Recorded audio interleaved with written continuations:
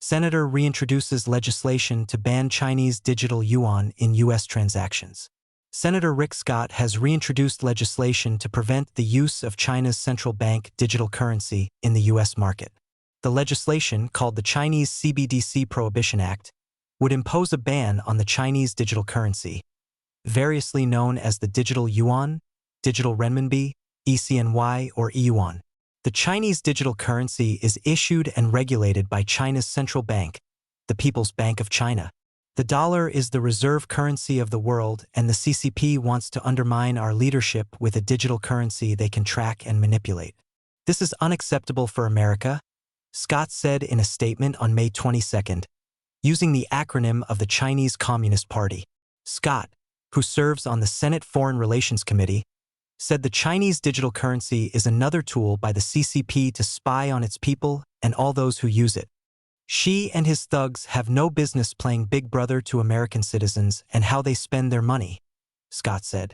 Americans deserve privacy when it comes to their financial transactions, and the last thing they need is Communist China spying on them.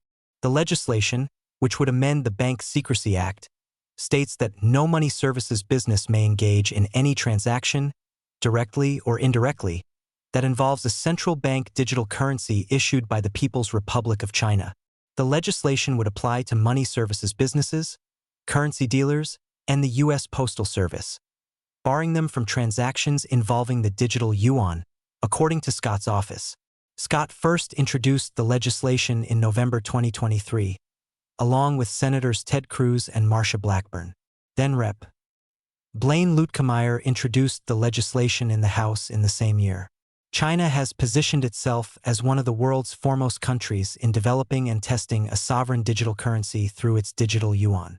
According to China's state-run media outlet Xinhua, China had processed 3.4 billion digital yuan transactions, totaling about 16.7 trillion yuan, by the end of November 2025.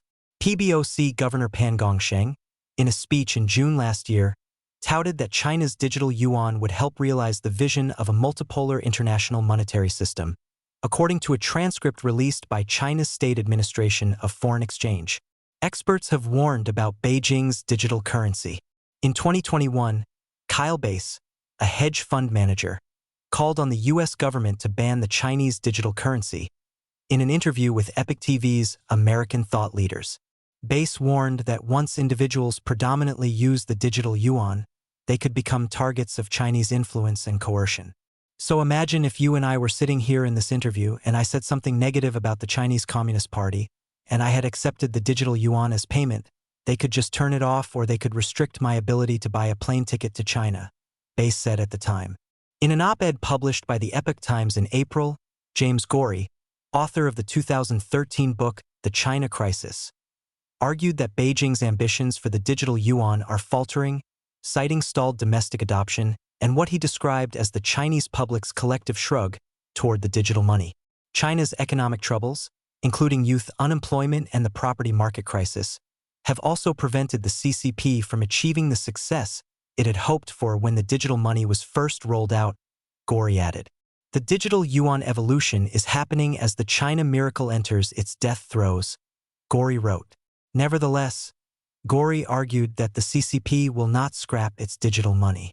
The digital yuan will likely be relegated to a specialized tool for state-to-state transactions, government disbursements, and auditing local officials, Gorey wrote. Plus, the digital yuan is ultimately about increasing control over the people and preserving the CCP's rule over the country.